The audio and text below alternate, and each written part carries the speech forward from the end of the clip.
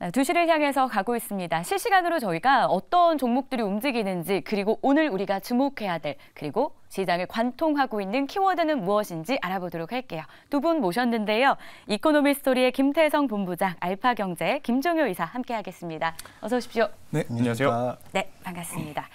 자, 한 차원 더 저희가 직관적으로 시장을 보기 위해서 이것만큼은 꼭 기억하자, 그리고 어떤 전략으로 가야 되나 하는 궁금증 도와드리려고 4개의 키워드를 준비해봤습니다. 화면으로 먼저 만나보고 다시 돌아올게요.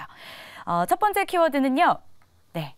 수능 날은 증시가 하락하는 걸까요? 뭐 이런 이야기가 증시 안에 있긴 한데, 물론 그래서 오늘 주춤하는 건 아니겠지만 오늘 시장 어떻게 보고 있는지 진단 좀 해보려고 하고요. 그리고 또 저희가 이번 주에 주목했던 지표가 있었어요. 미국의 생산자 물가 지표. 근데 예상치를 깨고 좀 둔화되는 모습이 보여서 이조차도 미국 증시 안에서는 또 호재가 되는 모습이었고요. 저희가 자세하게 점검해 보도록 하겠습니다.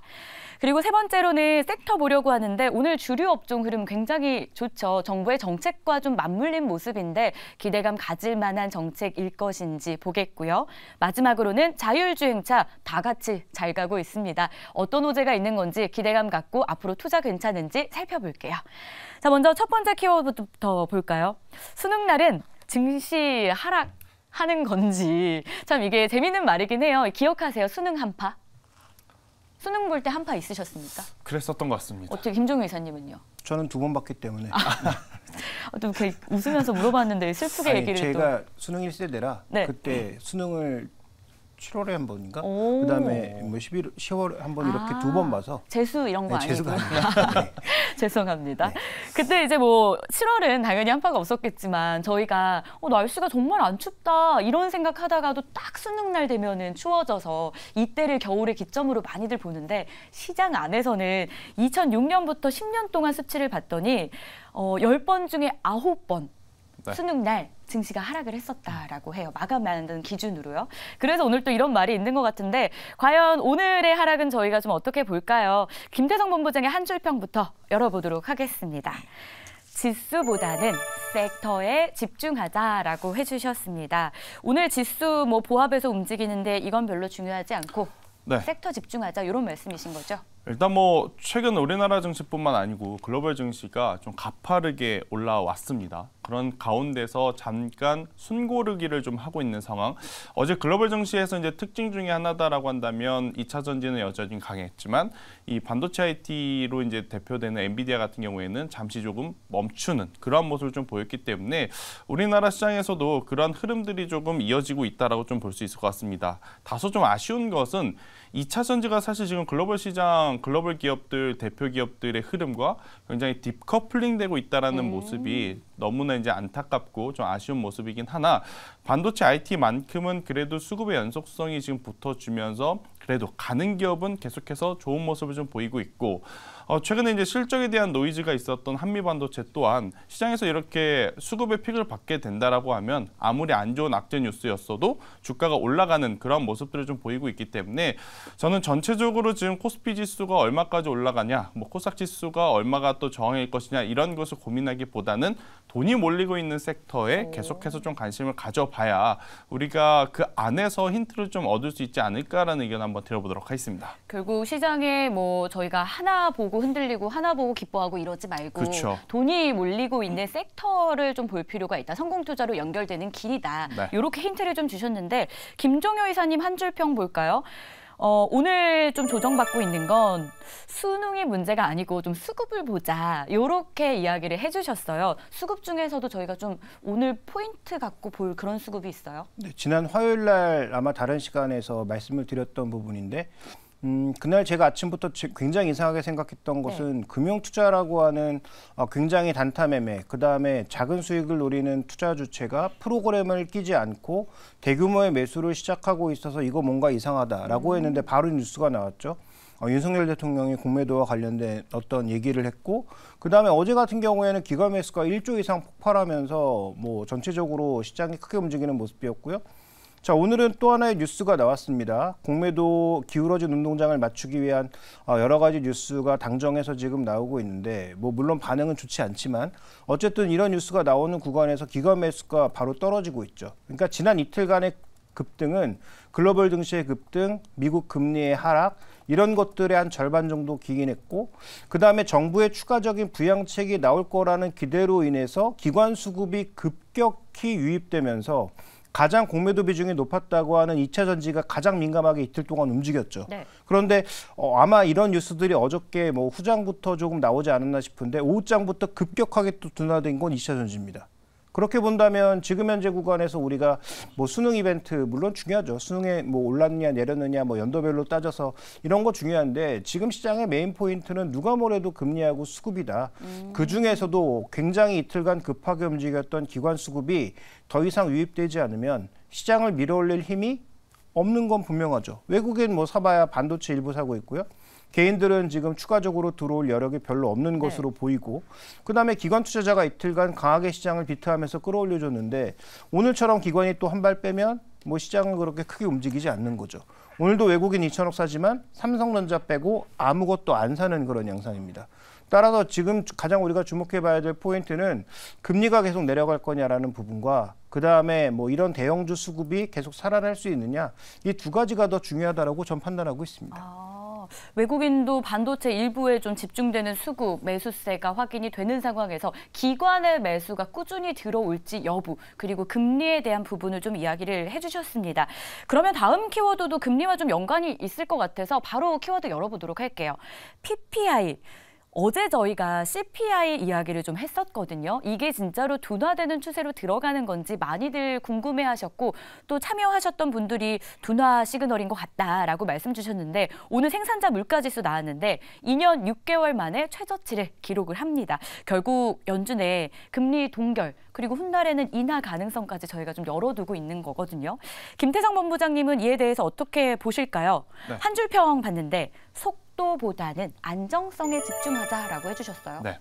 왜냐하면 이 지표라고 하는 것 자체도 급격하게 쉽게 되면 일각에서는 이런 이야기가 나옵니다. 경기 침체에 대한 이슈. 네. 그렇기 때문에 오히려 더 수급적으로 혹은 우리나라 시장 혹은 글로벌 증시 기준으로 안 좋아질 가능성이 저는 굉장히 높다라는 생각이 듭니다. 일단 이번 한 주는 굉장히 이벤트가 많았죠. 미국 시장 기준으로 보면 이 CPI 지수, PPI 지수도 물론 있고 미중 정상회담이라는 것도 있고 네. 또 셧다운 우려에 대한 이벤트도 굉장히 많았었습니다만 이러한 것들에 대한 불확실성들이 해소가 되었던 한 주가 아니었나라는 생각이 들어요. 그래서 굉장히 강하게 올랐으나 여전히 지금 리스크를 안고 있는 쪽은 유럽의 경기 침체에 대한 또 이슈가 한쪽에서는 조금씩 나오고 있는 상황이거든요. 이러한 가운데 만약 지표가 꺾이는 속도가 빠르다? 그러면 오히려 시장에서는 그거에 대해서 긍정적인 평가를 하기보다는 부정적으로 지금 평가를 할 가능성도 굉장히 높습니다. 때문에. 그렇죠. 불안감이라는 거죠. 지금 뭐 미국도 그렇고 중국도 그렇고 연말 되면 소비가 폭발해야 되는 사실 시즌입니다. 그런데 미국에서도 효율적인 소비 이야기가 나오고 있고 중국도 광문제라고 하는 이벤트가 예전만큼의 지금 파워를 보여주고 있지 못하는 그러한 상황이기 때문에 저는 빠르게 이 어떠한 인플레이션에 대한 부분들이 내려가는 것보다는 천천히 내려감으로써 그로 인한 우리가 이 수급의 변화에 조금 더 집중을 하시는 게 더 맞지 않을까라는 의견 한번 드려보도록 하겠고요. 네. 일단 전체적으로 가장 하반기에 좀 이슈가 될 만했었던 대다수의 이벤트들이 다소 저는 사라졌으니 저는 그래도 시장에 대해서는 긍정적인 뷰를 좀 한 번 더 말씀드려보도록 하겠습니다. 좋습니다. 긍정적인 사인을 일단 주셨는데 빠르게 내려가는 것보다는 안정적인 우리가 지표를 확인하는 게 더 키포인트가 될 것이다. 이렇게 얘기해 주셨는데 김종일 이사님 한 줄 평도 볼까요? 기업 이익이 떨어진다, 하락한다라고 해주셨어요. PPI 둔화와 기업의 이익, 어떻게 좀 연관해서 저희가 볼까요? PPI가 올라간다는 얘기는 기업 물가가 올라간다는 얘기도 되지만 기업이 계속 제품 가격을 올릴 수 있다는 얘기입니다. 그런데 PPI가 둔화되기 시작한다, 떨어진다, 디플레로 간다. 이건 기업들이 물건 가격을 올릴 수 없다라는 얘기가 됩니다. 네. 그러면 기업들의 이익도 하향될 수밖에 없는 거죠. 그래서 모든 것은 명과함이 있다. 그래서 지금 우리가 주목하고 있는 것은 CPI는 너무 빠른 속도로 갔기 때문에 안정되기를 원했던 거고 뭐 PPI도 같이 안정되면 PPI가 올라간 게 CPI로 넘어오니까 결국은 이 두 가지 쪽에 있어서 모두 물가의 안정적인 측면에서 긍정적으로 보고 있는데요. 그건 맞죠. 그런데 최근의 급등으로 그 기대감은 어느 정도 저는 사그러졌다고 판단하고 있고 그다음 이제 또 중요한 것은 그러면 이게 과연 물가가 폭풍처럼 떨어져서 금리를 인하할 정도의 혹은 뭐 물가를 금방 떨어뜨릴 정도의 그렇게 급하게 떨어질 거냐? 뭐 유가나 다른 자산 가격을 보면 그럴 것 같지는 않고요. 그렇게 본다면 우리가 오히려 이렇게 스무드하게 계속 PPI가 떨어지는 것은 우리가 지금 추정하고 있는 기업 이익이 잘못됐을 가능성에 대해서 고민이 필요하다고 판단하고 있기 때문에 지금 너무 긍정적인 부분만 강조되는 것 같아서 저는 균형을 좀 맞추기 위해서 PPI가 이렇게 스무스하게 떨어지면 기업 이익도 스무스하게 떨어진다. 추정하고 있는 이익치를 모두 다운해야 된다라는 것을 주목해 볼 필요가 있을 것 같습니다. 기업이 가격을 올리지 못하고 같이 가격이 떨어지면 그 기업의 어떤 이익에 대한 큰 그림에서의 어떤 불안감도 있을 수 있다. 요걸 같이 공존하는 걸 우리가 봐야 된다라고 해주셨는데 그래도 일단 두 지표가 어제 오늘 연거퍼서 좀 시장의 기대를 깨고 그러니까 예상치를 깨고 하회하는 모습을 보이니까 환호했던 건 사실이에요. 최악의 인플레 지났다라는 말까지 나오고 있는데 그럼 김태성 본부장님은 최악의 인플레 지났다라는 시장의 이 말에 네. 좀 공감하는 부분이 있으세요? 아니면은 아니다라고 보세요? 최악은 지나고 있는 게 저는 맞다라고 생각이 듭니다. 네. 하지만 최악에서 최고로 바로 가느냐 안 가느냐는 그것은 이제 추후의 문제다라는 생각이 들어서 일단 최악이 지났다라는 과정에서 본다라고 하면 당연히 공략할 만한 섹터와 공략할 만한 기업들은 저는 많다라고 생각이 들고 그중에 이제 가장 대표적인 것들이 이제 테크주들, 이제 성장주들이기 때문에 그쪽 위주로 이제 종목 압축이 저는 필요하다. 그러니까 앞서 이제 김정우 위원께서 이야기하신 대로 모든 기업이 지금 돈을 다 잘 벌 수는 없을 것 같습니다. 그러니까 잘 버는 쪽에 조금 더 집중하는 플레이가 더 필요하지 않을까라는 의견 한번 들어보도록 하겠습니다. 알겠습니다. 그럼 김종효 이사님께 마지막으로 좀 물어보고 싶은 건 산타랠리를 저희가 이 지표를 통해서 좀 기대해도 되는 걸까요? 뭐 큰 그림에서 길게 보면 당연히 말씀 주신 대로 기업의 이익의 감소도 저희가 생각은 하긴 해야겠지만 또 이제 연말이잖아요. 어떻게 산타 올까요? 네, 앞서 질문에서 우리가 지금 그 이벤트와 관련된 부분 살펴봤잖아요. 그럼 산타랠리를 몇십 년간 우리가 회계 분석을 해보면 실제로 올랐느냐? 오르지 않았습니다. 아, 그래요? 수익률이 좋으냐? 좋지 않았습니다. 또한 산타랠리의 어떤 뭐 정의를 어느 구간에서부터 내리느냐에 따라 달라지겠지만 통상적으로 산타랠리는 12월 한 23일부터 말일까지의 어떤 그 랠리를 산타랠리라고 하는데 이때는 수익률이 1%가 채 안 됩니다. 따라서 산타랠리를 뭐 지금부터 기대하는 것은 오히려 증시가 더 많이 빠져 있는 상황이라면 뭔가 강하게 기대해 볼 수 있는 구간이겠지만 뭐 지금 구간에서는 산타랠리의 개연성은 저는 있다고 보는데 아까 이제 김태성 이사가 얘기하신 대로 저는 제한적인 반등 지수 기준으로 봤을 때는 그다음에 종목별로 봤을 때는 굉장히 차별화된 반등이 나타날 가능성이 높다고 판단하고 있어서 산타랠리는 있지만 만족할 만한 산타의 선물은 없다 이렇게 보고 있습니다. 좋습니다. 시장의 이야기 그리고 저희가 나온 지표에 대해서 좀 자세하게 점검을 해봤고요. 그러면 이제 실질적으로 저희가 오늘 핫한 섹터 보면서 투자 의견도 한번 받아보도록 할게요. 가장 먼저 떠오르는 건 주류 업종이 아닐까 싶습니다. 오늘 뭐 맥주, 와인, 소주 관련해서 많이들 좀 저녁에 좀 한잔 하고 싶다 뭐 이런 기사 보면서 생각하시지 않을까 싶은데 국세청이 와인, 맥주에 대해서 온라인 판매를 검토한다라는 소식에 나라셀라는 여전히 상한가 지금 흔들리지 않는 선에서 유지가 되고 있고요. 제주 맥주도 강세를 보이고 있어요. 과연 정책 관련해서 저희가 기대감 좀 가져봐도 괜찮을까요? 팻말 들어주세요. 엇갈렸습니다. 김태성 본부장님 안 산다의 의견부터 들어볼 텐데 주류 관련주 어때요? 왜 매수하면 안 되는 겁니까? 일단 주류 관련주에 대해서 제가 너무 부정적으로 생각하는 것은 아니고요. 제 기준으로 볼 때는 지금 주도 업종군들, 그러니까 반도체 IT라든지 2차 전지에 조금 더 집중을 하는 매매가 더 필요하지 않을까라는 생각이 들어서 이렇게 이제 좀 소외받아선 섹터에서 이제 뉴스가 나온다고 해서 너무 이제 공격적으로 이제 포트폴리오를 꾸렸을 때 저는 오히려 부담이 있을 가능성이 좀 높다라는 생각이 듭니다. 일단 주류 쪽에서는 최근에 계속해서 좋은 뉴스가 좀 나오고 있죠. 오늘 이 주류 온라인 판매 가능성도 있겠습니다만 하이트 진로 기준으로 보면 또 판가 인상에 대한 이슈가 또 최근에 있었던 것처럼 계속해서 이제 해당 섹터의 좋은 모습을 좀 보이곤 있으나 이것들이 실질적으로 수요의 증가 그리고 이제 실적에 반영이 되는 것까지 저는 보고 들어가도 늦지 않을까라는 저의 이제 조심스러운 그러한 시각을 좀 말씀드려보도록 하겠습니다. 알겠습니다. 지금 봐야 되는 건 소외됐다가 갑자기 등장한 이런 섹터보다는 시장의 주도를 톡톡히 해줄 그런 섹터에 조금 더 봐야 될 때다. 네. 어제도 사실 맞습니다. 비슷한 조언을 좀 해주셨었거든요. 또 투자 성향이 비슷하시다면 같이 따라가시는 것도 도움이 될 것 같아요. 여러분들 잘 참고해 보시고요. 자, 이번엔 김종효 이사님의 의견도 한번 보겠습니다. 주류 관련주 매수 괜찮다라고 하셨는데 어떤 관점에서 산다라고 하셨습니까? 네, 전체 종목에 대해서 말씀드리는 건 아니고요. 네. 뭐 조금 전에 언급 주셨던 하이트맥주라든지 아. 국순당 같은 일부 종목군들의 실적 개연성은 저는 조금씩 늘어나고 있다고 네. 보이고, 특히 하이트맥주 같은 경우에는 뭐 아시는 것처럼 주가가 엄청나게 계속 빠지기만 했거든요. 농심 같은 종목이 최근에 신고가 보였다가 실적이 조금 시장의 기대에 못 미쳤다고 해서 오히려 급하게 빠지고 있는 것과 달리 이 주류 관련주는 수익성에 대한 부담감, 여러 가지 문제로 인해서 그동안 뭐 주가가 지속적으로 빠져왔던 거죠.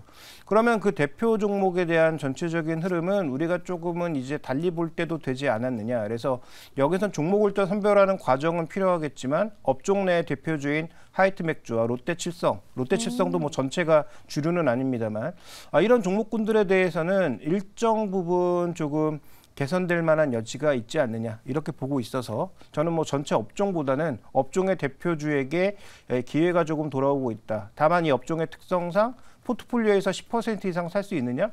그렇지 않을 것 같고요. 네. 그래서 포트폴리오에서 사는 양 정도만 조금 조절을 한다면 대표주를 중심으로는 저는 뭐 메리트는 있지 않나 이렇게 보고 있습니다. 근데 지금 말씀해주신 대표주가 뭐 하이트맥주, 국순당, 롯데칠성 이렇게 얘기해 주셨는데 사실 오늘 주가의 흐름을 보면은 주도하고 있는 종목 두 개는 다른 거거든요. 네. 나라셀라 그리고 제주맥주에 대한 의견도 간략히 주신다면요. 뭐 이 종목들은 뭐 그동안 워낙 빠졌었고 네. 그다음에 주가가 뭐 지수가 올라도 안 오르고 지수가 내려도 안 빠지는 최근에 굉장히 정체된 양상이었습니다. 그런데 이슈가 나오다 보니까 이벤트 플레이가 벌어지고 있는 거죠.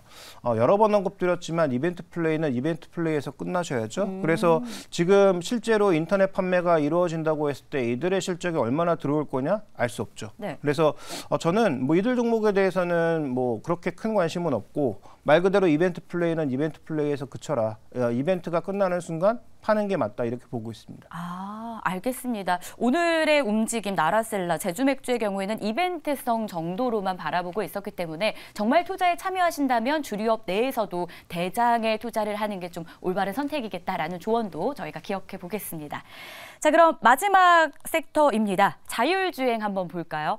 오늘 스마트 레이더 시스템을 비롯해서 퓨런티어, 이노 시뮬레이션까지 강세를 보이고 있고 자율주행 관련주가 움직이는 테마들 중에서 가장 흐름이 좋다라고 해도 지금 과언이 아니에요. 두 분께 바로 물어볼게요. 산다, 안 산다. OX카드 들어주세요. 김태성 본부장님이 이렇게 멋지게 카드를 5회 의견으로 들어주셨는데 두 분 다 매수 괜찮다예요. 오늘 자율주행 관련주 왜 오르는 거예요? 일단 뭐 전일 글로벌 증시에서도 자율주행 관련주들의 힘이 굉장히 또 강했다라고 볼 수 있을 것 같고 네. 또 우리나라 최근이라고 하면 이번 주 기준으로 봤을 때 완성차 기업들의 흐름들이 굉장히 좋습니다. 사실 이제 완성차 업체 같은 경우에는 뭐 국내에서 공장을 짓는다라는 이야기, 그리고 이제 또 북미에서도 공격적으로 또 투자를 하겠다라는 이야기, 그거와 더불어서 또 자율주행이라고 하는 모멘텀이 붙다 보니까 자동차 부품주가 덩달아서 지금 오늘 굉장히 좋은 모습을 좀 보이고 있는데 저는 그래도 이제 이렇게 오늘 많이 올랐다 그래서 모든 종목을 다 보시는 것보다는 각 분야별로 어느 정도 이제 종목 압축이 좀 필요하지 않을까라는 생각이 들어서 소프트웨어라든지 이러한 기준으로 본다라고 하면 저는 모트렉스라고 하는 기업과 현대오토에버를 여러분들이 꼭 보십사라는 의견 한번 드려보도록 하겠습니다. 일단 네. 전체적으로 자율주행이라고 하는 키워드에 맞춰서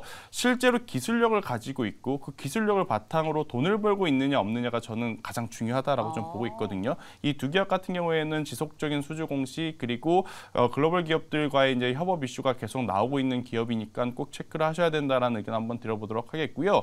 결국에 이제 자율주행 이슈가 나올 때마다 가장 또 부각받는 쪽이 이 카메라 모듈 쪽이 아닌가라는 네. 생각이 들어요. 그 기준으로 봤을 때 저는 퓨런티어라고 하는 기업을 여러분들이 현재 구간에서 뭐 단기적인 시세도 저는 추가적으로 나올 가능성이 높다라고 생각이 들고 있고 중장기적으로도 굉장히 좋지 않을까라는 생각이 들고 있고요.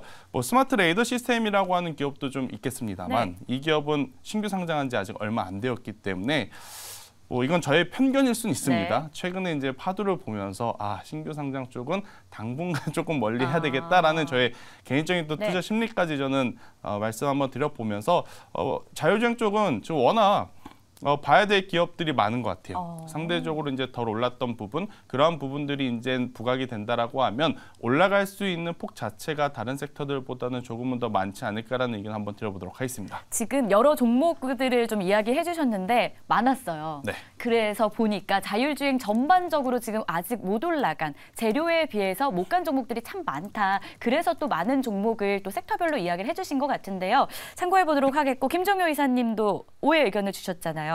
자율주행 관련주 이 부분이 좋아서 매수 괜찮다. 뭘까요? 어떤 부분이요? 네, 핵심 포인트는 자율주행에서 앞으로 뭐가 계속 필요할까라고 본다면 결국은 테슬라처럼 카메라 모듈 하나로 가느냐 아니면 뭐 현대차나 다른 자동차처럼 뭐 가까운 거리는 초음파, 먼 거리는 라이다 이런 것들 달아서 갈 거냐의 차이 정도라면 저는 이러한 부품들의 수요가 늘어나는 쪽에 무게를 두시는 게 좋겠고 소프트웨어 기반의 종목군들에 대해서는 저는 조금의 물음표가 있다.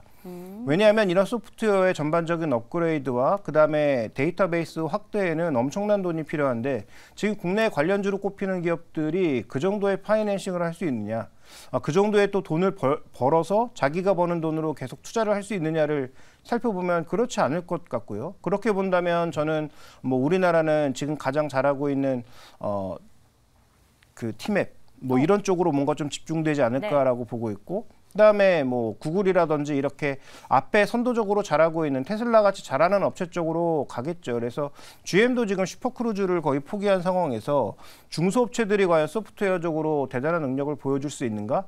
저는 뭐 현대차의 소프트웨어도 잘 믿지 않기 때문에 그런 차원에서 일단은 소프트웨어 쪽은 좀 내려놓고 우리가 가장 잘하고 있는 것 결국 제조업이라는 거죠.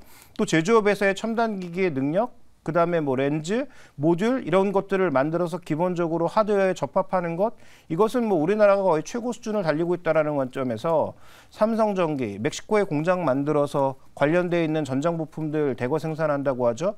LG전자, 모토부터 여러 가지 다양한 그런 전장 부품들을 대거 만들어내고 있죠. HL만도도 큰 카테고리 안에서 보면 이 안에 포함되어 있죠. 이렇게 매력적인 종목군들의 주가도 비싸지 않게 많이 있기 때문에 저는 뭐 중장기적인 투자를 하시는 분들에게는 그런 종목군들의 기회가 돌아오고 있다. 이렇게 판단하고 있습니다. 소프트웨어 쪽보다는 제조 쪽으로 볼 필요가 있다. 자율주행 안에서도 저희가 좀 압축을 해서 종목도 공개했고요. 섹터도 그 안에 섹터도 공개를 했으니까 여러분 좀 도움 받으셨길 바라겠습니다. 오늘 좀 시장을 관통하고 있는 키워드 4개 저희가 살펴봤는데요. 여기서 좀 마무리해야 될 것 같아요. 오늘 말씀 고맙습니다.